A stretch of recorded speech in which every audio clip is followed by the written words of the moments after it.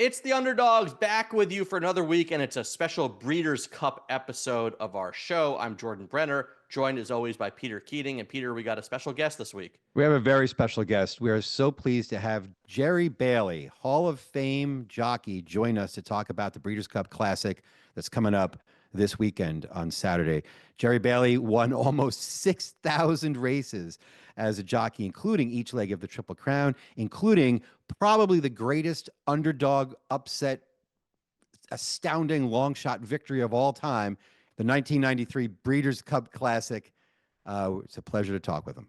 So we sat down with Jerry to get his thoughts, and then after that, we're going to break down the Breeders' Cup Classic.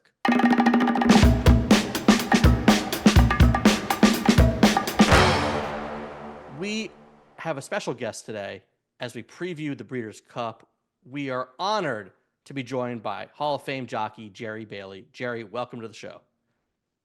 Thanks for having me, guys.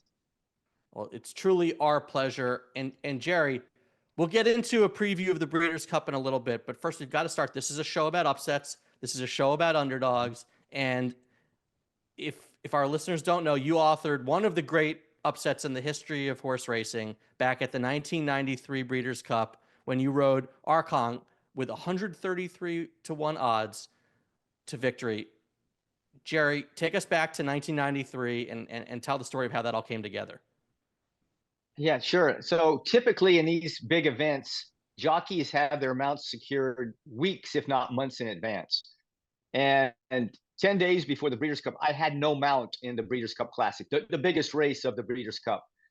And by fortune, another jockey had two commitments that he couldn't honor both. And so he chose one horse and left Arkong available for another rider to ride. The trainer chose me.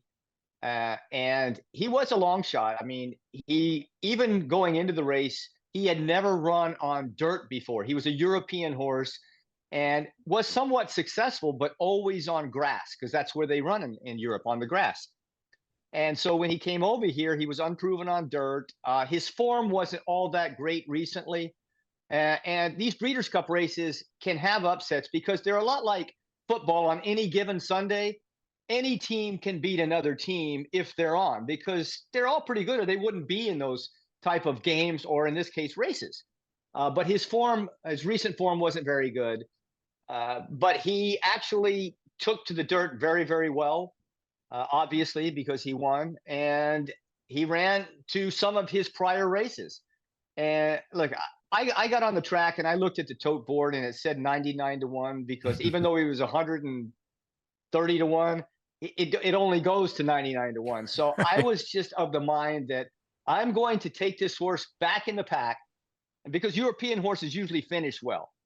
And I'm going to take him back in the pack, go to the rail, and hope that I'm not embarrassingly last as I come through the stretch. And that was my strategy, just to save a little bit so he's finishing well through the stretch. And it was obvious to me halfway through the race that he was going to run well. I didn't know he was going to win, but he was moving through the pack, taking me through the pack. And when we hit to the top of the stretch, it was apparent to me that if I wasn't going to win, I was going to be very close. Jerry, because when I went, no, I was just going to say, because of the long odds, this race has become the stuff of legend. And before we get to the details of the finish, one of the things people talk about is these guys came over from France, right? I mean, there's stories about how you couldn't even communicate, or I mean, did the horse even understand English commands? Could you even talk to the folks who brought the horse over? I mean, it's an incredible situation. Yeah. So for me, I always depended a lot on strategy and research. I always researched my horses, the style they were in, how they were ridden before. A lot of communication from the trainer, so he could tell me. This is the first time I've ever sat on the horse's back. I had never even worked him out. And there was no video at the time, and the racing form, our Wall Street Journal, if you will, for their past performances, had very little information on foreign horses. So I knew nothing about the horse. And my backup plan was to talk to the trainer in the saddling area right before the race, and I couldn't find him. There was like 1,000 people in there, And so my next strategy was to talk to the assistant trainer or the groom who knows the horse very well, and they only spoke French. So I knew zero, zip, nada about this horse when I hit the track. So it was the horse and me. And I kind of just had the mindset, as I said, take him back in the back and let him run the last part. That's how those European horses usually like to run. And he took me through the race. And at the top of the stretch, it was apparent I was going to be right there at the finish. And when I went by the lead horse, who was the favorite at the time, I don't know who was more surprised, the jockey on the lead horse or me, because after the race, I had won by a couple of lengths and easing up. And I won't repeat exactly what he said, but who in the blank blank are you? Who are you sitting on? I didn't think this horse had a chance, and that was his conversation to me. So it was a shocker for everybody. You negotiated a lot of traffic in that. I mean, you came from considerably behind.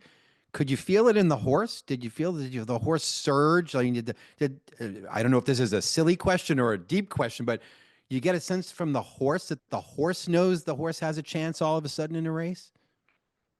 Yeah, if you're in the middle of a race and the horse is actually taking you and more aggressive than you are, pulling you up to closer to your competition, that's a great sign. I mean, because if you're encouraging the horse halfway through the race and not getting much response, then it's going to be a long last half of the race. But when he is actually pulling you into the race, his energy level is good. That's a really good sign that you're going to be around at the end. Jerry, let's look ahead to this year's Breeders' Cup and jumping off that upset. What strikes me in looking at the data is how rare it is to have big upsets in the Breeders' Cup. I saw an interesting article on bloodhorse.com. The past 9 winners have all had 5-1 odds or shorter. The average winning odds since 1999, or excuse me, the median winning odds since 1999 have been 4.4 to 1. Only 7 $20 plus winners since 1999, and 4 of them came in the first 5 years of that sample. Why has this race been a struggle for underdogs, and increasingly so? Well, you're talking about the Classic, I'm Yes, the guessing. Classic. I should Yeah, specify. yeah, Yes. because there's 14 Breeders' Cup races. So Yep. and that surprises me because when you get a Breeders' Cup, as I said, it's any given Sunday. They're all really good horses, or they wouldn't be there. Maybe some are in better form than others, and thus their odds are shorter. But if there is so many overlays in these Breeders' Cup races that the good horses can be very easily overlooked. In the Classic, it's mostly speed and dirt, and that's how most Classics are won. So foreign horses coming in are at a distinct disadvantage because that's typically not their style. Not the case this year, because we have Japanese horses and we have European horses that do have speed, early speed, and do have class and are in form. And I think we saw a glimpse of that earlier this year in the Kentucky Derby. A Japanese horse who runs in the Classic, Forever Young, came within about 8 inches of winning the Kentucky Derby. It was a 3-horse photo, and had he not got bumped around, he could have very, very well been the winner. But I think the reason for your statistics that you cite are because most American horses are speed oriented on the dirt, and they perform very well, which eliminates the chance of a lot of European horses, or even in this case, Japanese horses who are making a strong case for themselves in recent Breeders' Cup. When you say speed oriented, just again, if our audience is not so into horse racing, let's say, Sure. an average fan might hear speed. They all have speed. They're running. It's a race. So can you explain what that means? Yeah, earlier speed, meaning from the gate, they can take their early speed and carry it throughout the race. Because as we all know, in any race, human races, and you look in the Olympics, if they burn out really quick on the first part of the race, the closing people or horses have a chance to come get them. But and a lot of it depends on the racetrack you're on. Now we're at Del Mar in California this year. They've hosted 2 Breeders' Cup in history. Both of those Classics were won gate to wire. Horses with the most speed early were able to maintain their speed late in the race, which is even more critical in the Classic for horses to have early speed and be able to carry that throughout the race. Closers are at a disadvantage on the racetrack at Del Mar this year. Do you think that bodes well for Forever Young? I'm trying to not overcompensate. Forever Young was our upset pick in the Kentucky Derby and came so close to making us look like we knew what we were talking about. And what's interesting to me about their Forever Young's team is that they seem to do everything they can to kind of adjust for the disadvantages that horses coming from a long distance. You know, they get there early, right? They don't spend a lot of travel time too close to the date of the event. You know, that these horses are bred for speed more, and they try to get them familiar with different kinds of tracks. Could this be the year Japanese horse breaks through in the Breeders' Classic? I think there's a very good chance. Look, in the last time the Breeders' Cup, I'll put my glasses on, was at Del Mar. A filly named Marsh Lorraine at 50-1 won the Distaff, which is run a couple of races before the Classic. That's for females, 50-1, and she won. She was trained by a trainer named what was his name? Yoshido Yohagi. Yoshido Yohagi happens to have Forever Young. So he has the formula at Del Mar. In fact, he was kidding around in the video. He said he's the Del Mar master now. So he's quite confident that he can get Forever Young to replicate this performance. And in his last preparation race in Japan, he was sent from the gate early and he led the entire race. So they're preparing for this type of speedy race that they're going to get at Del Mar. How about the favorite? We're talking about foreign horses. City of Troy, I think last I saw was about 7-4 odds coming out of Ireland. This will be its first race on dirt. How do you assess City of Troy's chances in this race? I like him. And a lot will depend. I'll get into this in a second with post position. But again, a grass horse that has never run on dirt before. They tried to simulate a practice race about a month ago in England. It was on synthetic, not really dirt, but not grass. And they did the same thing. They pushed him out early. He breaks very fast, and they made him show very much early speed with a group of 4 or 5 other horses, and to see if he could finish that out like he was on turf. And he did a very good job. But it's only a simulation. It's not even close to the same. But part of being effective on the front end with speed horses at Del Mar is breaking from the gate very, very quickly. Because if you stumble or break a little slow, the horses around you can sandwich you, squeeze you out the back, and you've got not only a different style to try and adapt to, but you have all the dirt in your face, which kind of freaks some horses out that have never had it before, which is another hindrance for horses coming from either Japan or especially Europe. But I think City of Troy has a great chance. But if they have an outer post, they have a better chance of running their style if they break slowly from an outer post, because the entire field doesn't collapse in around them, versus a post 1, 2, 3, 4, where if they stumble or they get squeezed a little bit or just aren't real fast early from the gate, the entire field could collapse in front of them, leaving them, 8th, 9th, 10th, not just 3rd or 4th early, but way, way, way back in the field. Jerry, sticking with the Classic, so you've got 3 horses that, at least in the early projected odds, are 5-1 or shorter, and then it jumps to a bunch of horses at 11-1 or greater. Big pack there of longer shots. Is there anyone who stands out from that group? Yeah, there's a couple actually. Being it's a speed-oriented track, there's a horse named Arthur's Ride. And Arthur's Ride has run this year as fast or faster than any of these other horses on a given day. And he did that at Saratoga, New York twice. And he was on the lead from the gate in both instances. But again, he has to break cleanly. Now, if something happens to other horses that have early speed in the race in the start, if they don't break particularly well, they stumble, they don't get away, he could be left on the lead by himself, which is where he wants to be early in the race. And then he gets the exact trip he likes without other early speed forcing him to go too fast. That's an interesting pick. That's cool. Jerry, because it's an honor to have you here, and you won 5,894 races in your career.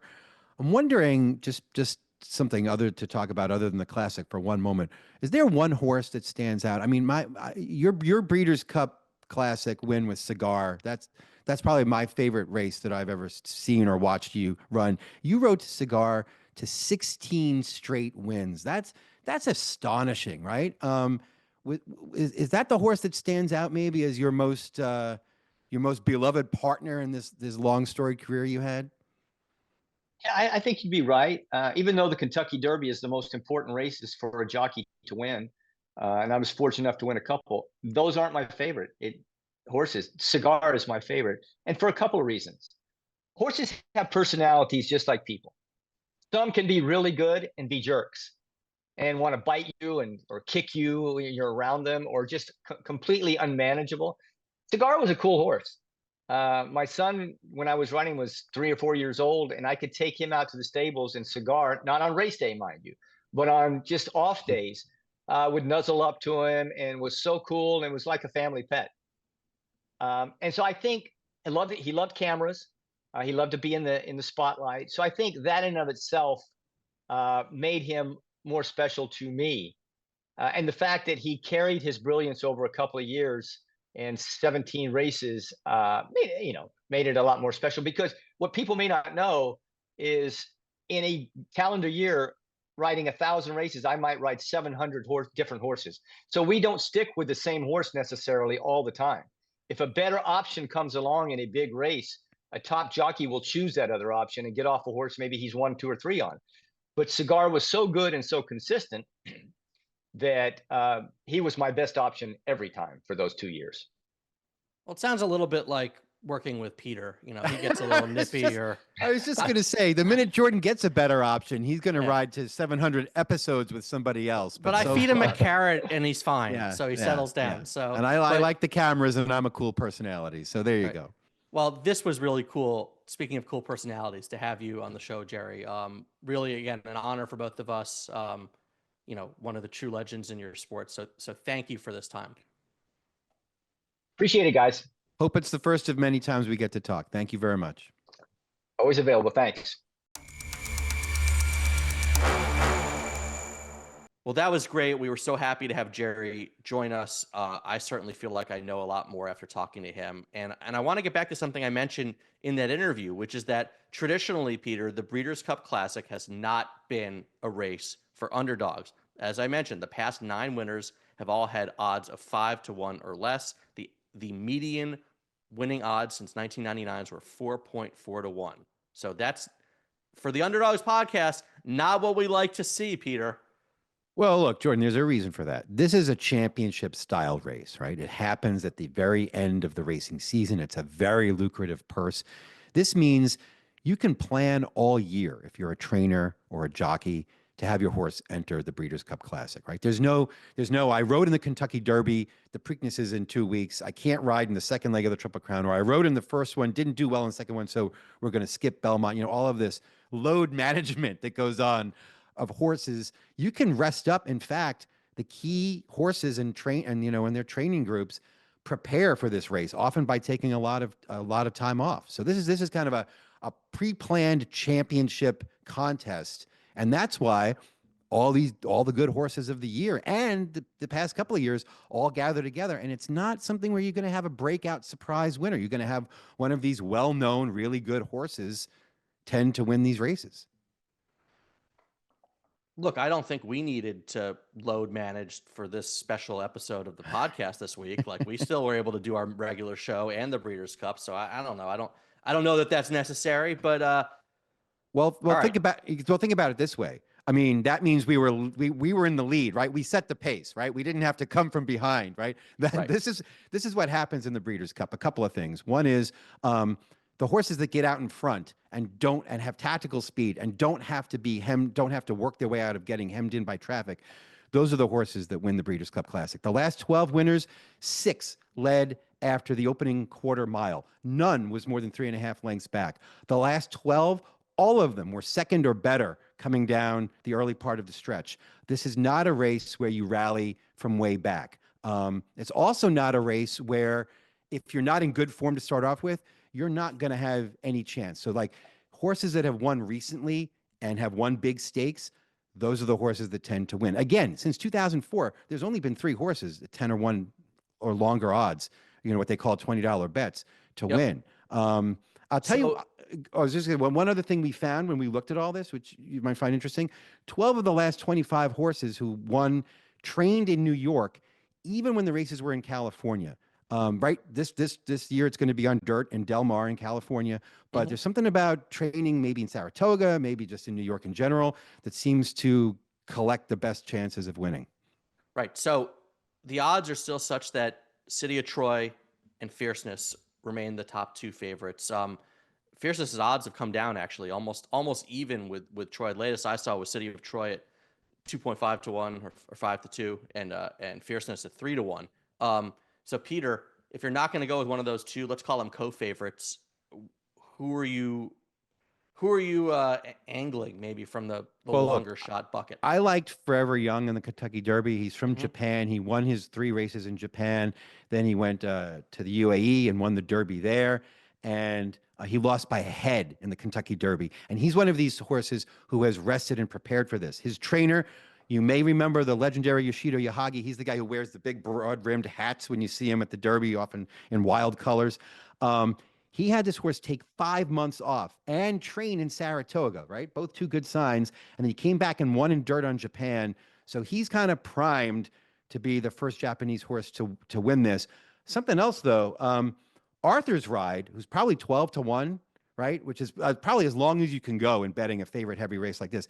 Jerry mentioned Arthur's Ride as being, he won in the Whitney and Saratoga all 4 of his years, all 4 of his wins this year. He was out front. He's a front runner. He's a pace setter. And he's the kind of horse that if he gets out front and can manage to stay there, could pull off an upset. I think that's as much of a long shot as you probably want to go to. I'm seeing him at 15 to 1, and, All right. that's a pretty penny if you latch on to Arthur's Ride. Well, there. I think you can stir up some enthusiasm. In fact, my enthusiasm is unbridled for Arthur's Ride. All right. Well, we couldn't get through a segment here without you horsing around like that, so it's really disappointing. But sort of any other points that Jerry made that speak to you at all, like in terms of again making a case for someone outside of that group to do something special? It's a pretty narrow group, and for Fierceness is probably the best horse anybody's seen this year, and he's not quite the favorite, but he's kind of a co-favorite, right? But if you want to have some fun, you have to always with these underdog bets, you always have to balance how much you want to have fun. You just bet on a horse whose name you like. Arthur's Ride is still a pretty good name. So is Forever Young. With honestly, how much of a chance is there for a complete surprise? It's not going to be a complete surprise in this kind of race. Right. Do you? I mean, and get back to the New York point you made really quick. I still for those of us who don't, why does that make such a difference? Like, it wouldn't make sense to me that like where you train should matter at all, right? I think there's something about Saratoga that is just really congenial. I mean, it's not as industrialized, but it is 100 or however 150 years of horse racing tradition, and it just seems like horses do really the horses that train there really do well when they get the time. I mean, it's really unusual. This shows you how valuable the Breeders' Cup Classic is in this world of horse racing, that a horse like Forever Young could take 5 months off and train there rather than keep to his regular schedule to compete every week or weekend. You get to train there and then travel cross country with some time to spare when the prize and the reputation is as big as the Breeders' Cup is. Right. Well, look, we've talked all about the Breeders' Cup Classic, but of course, for 2 days, a ton of races. If you're into horse racing, if you're into betting on the horses, it's a great event. So check out DK Horse for all the horse racing odds that you could possibly want to see. And enjoy the Breeders' Cup, everybody. Have a fine equine time.